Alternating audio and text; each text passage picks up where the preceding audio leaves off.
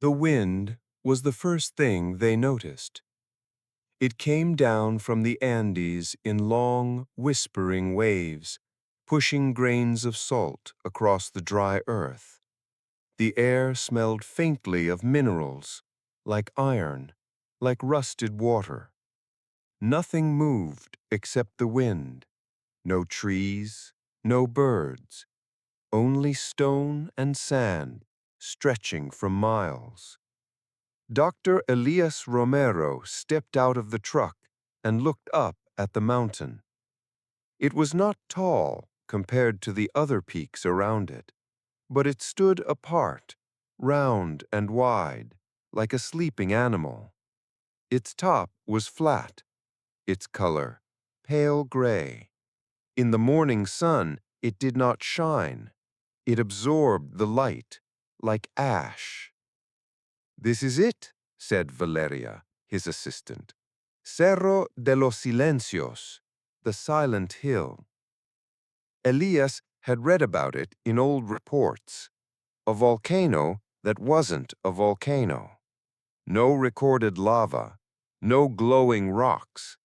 But over the past 100 years, the ground around it had cracked and lifted several times. Steam bursts, sudden deaths of birds, pressure waves felt in nearby towns, and yet no fire. The local name, Cerro de los Silencios, meant Hill of Silences, a quiet danger. The team set up camp at the base. 3 tents, 2 solar panels, 1 satellite dish. They were alone. The nearest village was over 40 kilometers away, and the only road was dry and broken. That was fine. Elias preferred silence. That night, the wind stopped. He stood outside and listened. No insects, no echoes, just stillness, as if the earth itself had paused.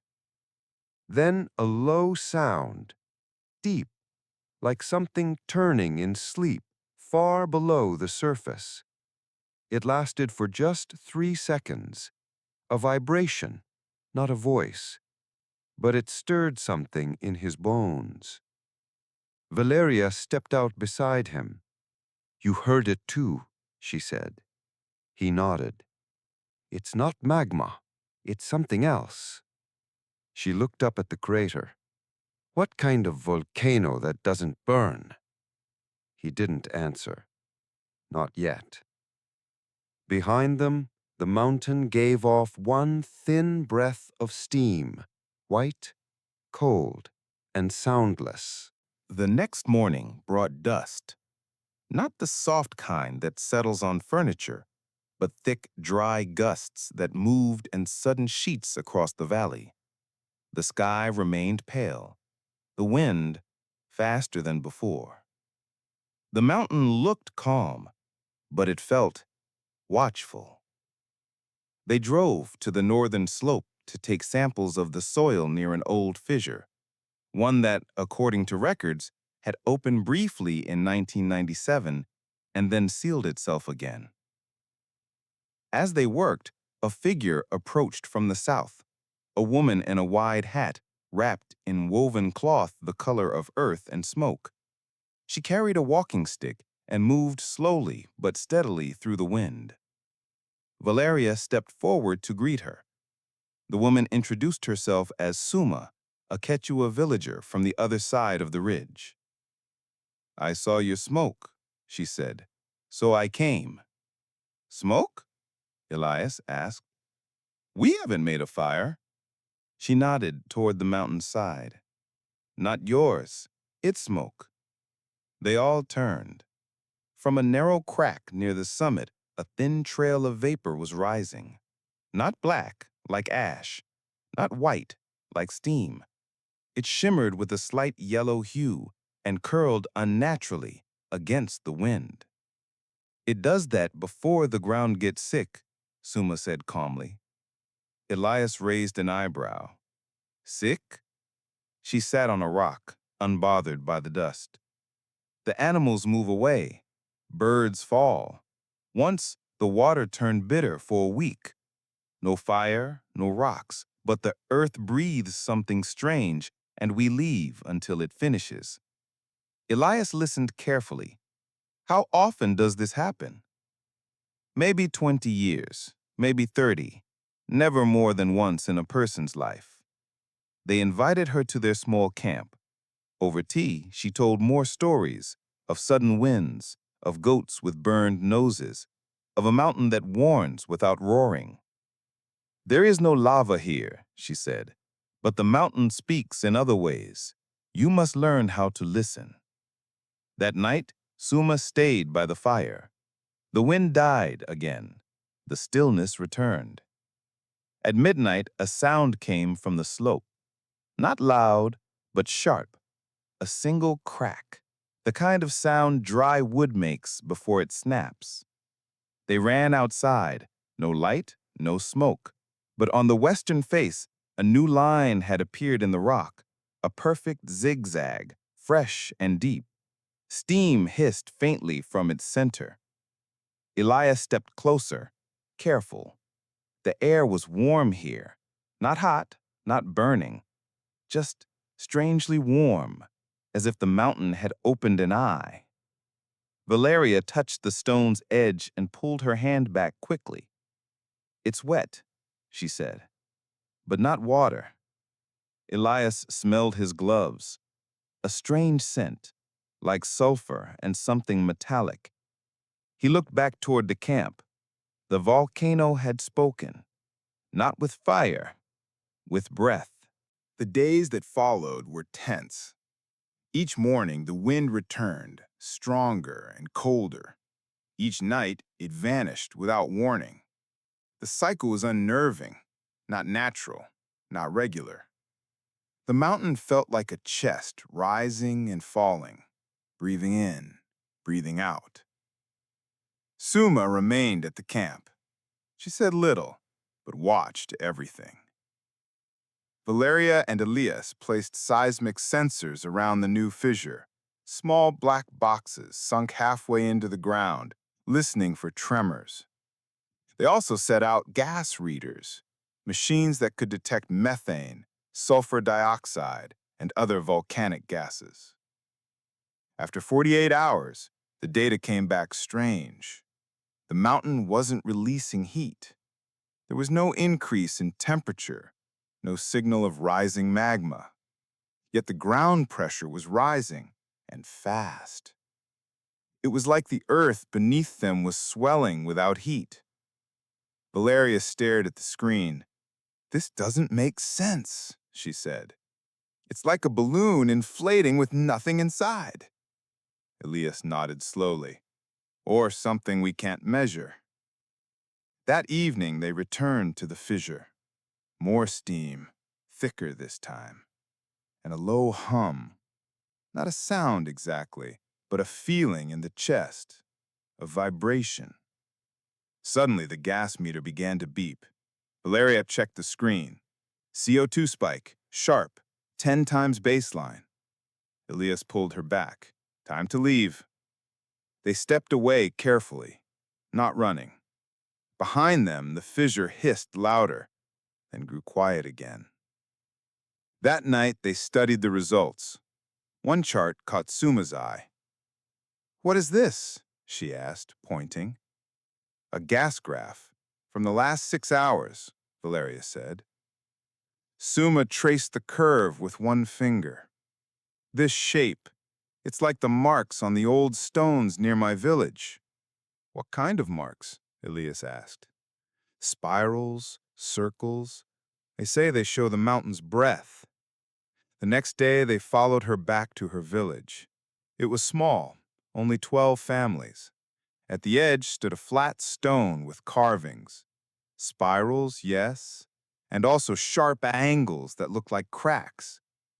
"These appear every time the mountain exhales," Suma said.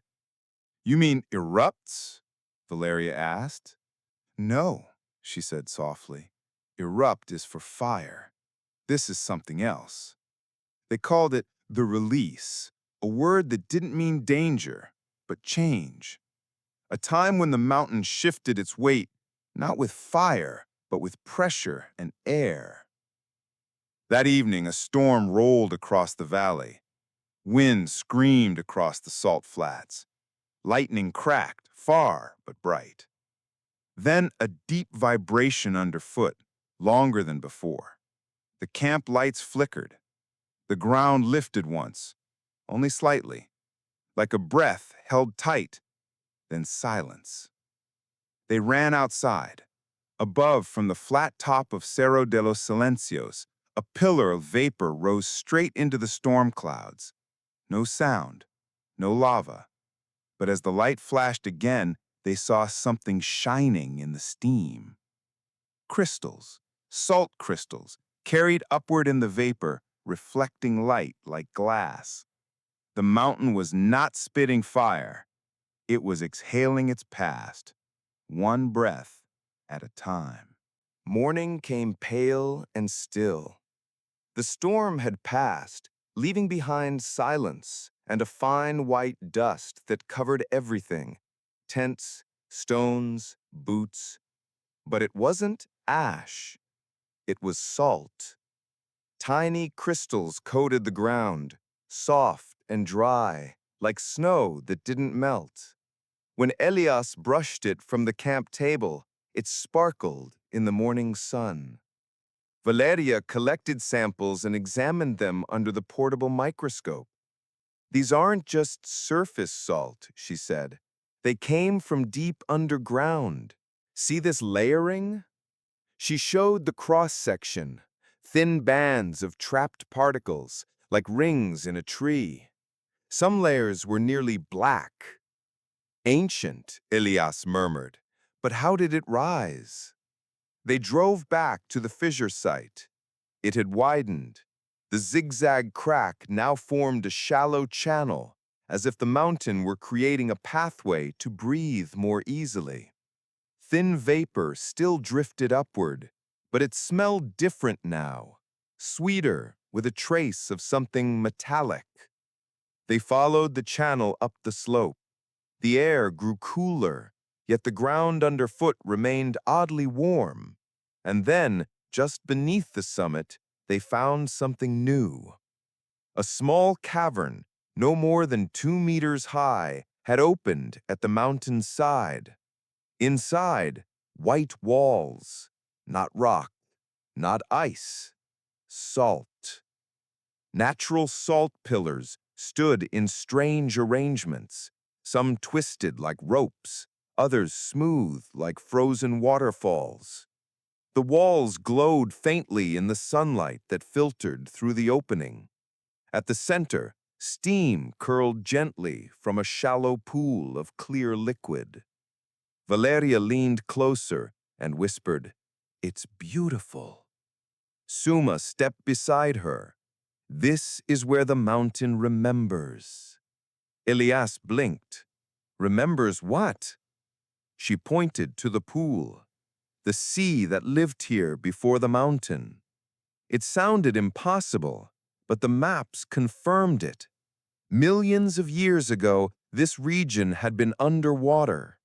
The salt caves were ancient remains, sealed, pressurized, forgotten. Until now. The mountain wasn't a volcano in the traditional sense. It was a giant chimney of ancient brine, gas, and mineral. When the pressure grew too high, it didn't erupt. It released. Quietly, powerfully, without fire. Back at camp, seismic sensors picked up another tremor. This one lasted longer and came with a small drop in air pressure. Valeria looked up. "Another release is coming." Elias nodded. "We need to measure it from the top." They prepared to hike the summit. Suma chose not to go. "I've already seen what waits. You should see for yourselves." The climb was slow. The salt-covered ground crunched underfoot. At the top, they found the crater. Not deep, not wide, more of a dent than a hole, but it pulsed. A faint push of warm air came every few minutes, like a heartbeat. And then, just before sunset, the air changed again. No sound, but the crater's edge cracked, and a stream of warm vapor rose into the cooling sky. This time it glowed faintly orange, not fire, but something else, a reaction, perhaps, between gas and air, a trace of light that vanished as quickly as it appeared. Elias turned on the gas monitor. "It's argon," he said, "and carbon dioxide. No sulfur, no magma gases." Valeria stared into the crater. This mountain is breathing its history. They stayed until dark. As the stars appeared, the crater exhaled one final breath for the night. Gentle, glowing, full of salt and time. They returned to the summit the next morning carrying more instruments, a drone, a temperature probe, and a sampling kit built to test air layers just above ground level. The mountain had been quiet through the night, but it felt charged, the kind of stillness that comes before something begins. Elias stood at the crater's edge again. "It's not random," he said. "There's a rhythm." Valeria agreed. Each release happens after a certain buildup of pressure, and then it resets. They began measuring the distance between surface fractures and gas output. They noted a pattern. Where the Earth cracked most, the salt layers below were thinner. The warm vapor found these paths easily. But where the salt was thick, no breath escaped. Suma's voice echoed in Elias's mind. This is where the mountain remembers. It was as if the salt beds were acting like lungs, holding gas until the cracks allowed release. No fire, just pressure, memory, release. That afternoon, the ground shifted again, not violently. A single wave underfoot, like a boat rising with the tide. They hurried to the monitors. Gas levels rose. Methane, argon, and something less common, helium. Valeria's eyes widened. That's from deep within the Earth, far deeper than usual for this type of terrain. Elias felt something tighten in his chest. What if this isn't a volcano at all? He pulled out a map, not a modern one, but a geological cross-section from the 1970s. It showed buried salt domes and a network of fossilized seabeds under the region. The idea formed quickly. This isn't magma-driven, he said. This mountain sits on a massive salt dome. Over time, gas from deeper layers pushes upward, trapped beneath mineral layers. When pressure builds too high, the mountain doesn't explode, it vents. Valeria whispered, "A brine chimney."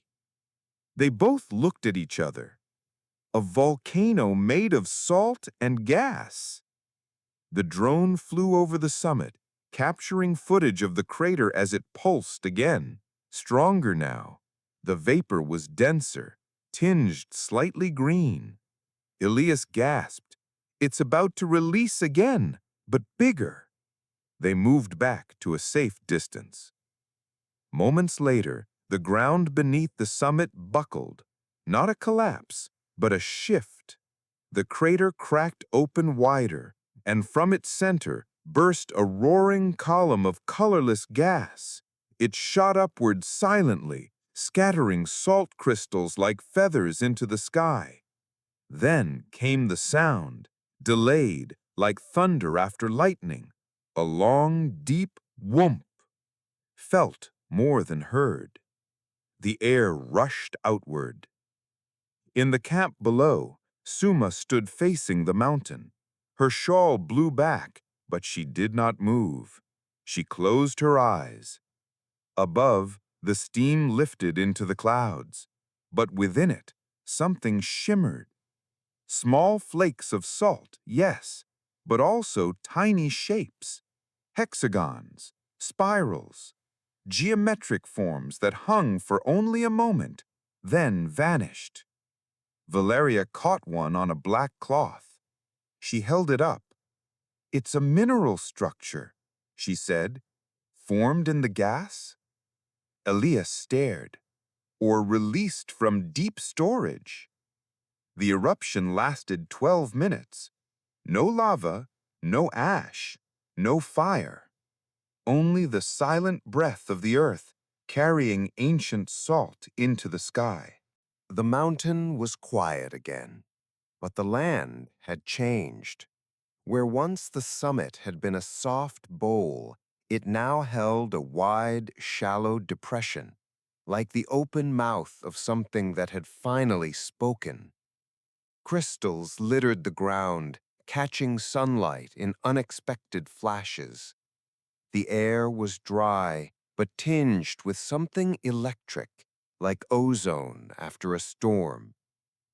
Down at the camp, the instruments had stopped beeping. Pressure had dropped. Gas levels returned to baseline. It was as if the mountain had emptied its lungs. Elias walked slowly toward the crater, boots crunching on the salted ground. He didn't go too close. The earth might still shift, but something in him needed to look. He stood at the edge. The crater's floor was smooth and pale, like frosted glass. Steam still curled from a few thin vents, but it was gentle now. The violence had passed. Valeria joined him and whispered, "It's calm." He nodded, for now. Back at the camp, they downloaded the drone footage. The eruption had been captured in full. The release, the gas column, the shimmering shapes. Suma looked over their shoulders. "You'll study this for years." "We will," Elias said, "but you've lived with it longer than anyone." She smiled, slow and quiet. "We listen. You measure." He hesitated, then asked, "Do you think it will erupt again?" She said, "Not for a long time, but when it does, the mountain will whisper first." That evening, the team gathered samples from the crater floor: salt, gas bubbles trapped in minerals, and one strange object, a glass-like disc no larger than a coin with concentric rings inside it. Valeria studied it for hours. She finally said, "This wasn't formed by heat. It was formed by pressure. Something compressed this over time and released it in the eruption." "A memory fossil," Elias said. She looked at him. "That's not a scientific term." "No," he agreed, "but it might be the right one." In their final days at Cerro de los Silencios, they mapped the new vents, packed the instruments, and sent reports to the National Geological Survey. Their findings would take months to analyze, but Elias already knew this mountain had rewritten what he thought a volcano could be. On their last night, he walked alone along the slope. Stars shimmered above. The wind had returned, but softer now. As he stood near the ancient fissure, he placed one hand on the stone.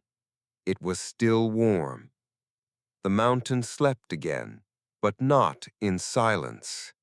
In its breath, in its salt, in its slow and quiet trembling, it told a story. One not of fire, but of pressure. Not of destruction, but of deep memory rising gently to the surface. The mountain was quiet again, but the land had changed. Where once the summit had been a soft bowl, it now held a wide, shallow depression, like the open mouth of something that had finally spoken. Crystals littered the ground, catching sunlight in unexpected flashes. The air was dry, but tinged with something electric, like ozone after a storm. Down at the camp, the instruments had stopped beeping. Pressure had dropped.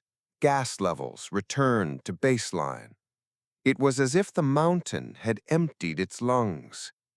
Elias walked slowly toward the crater, boots crunching on the salted ground. He didn't go too close. The earth might still shift, but something in him needed to look. He stood at the edge. The crater's floor was smooth and pale, like frosted glass. Steam still curled from a few thin vents, but it was gentle now. The violence had passed. Valeria joined him and whispered, "It's calm." He nodded, for now. Back at the camp, they downloaded the drone footage. The eruption had been captured in full. The release, the gas column, the shimmering shapes. Suma looked over their shoulders. "You'll study this for years." "We will," Elias said, "but you've lived with it longer than anyone." She smiled, slow and quiet. "We listen. You measure." He hesitated, then asked, "Do you think it will erupt again?"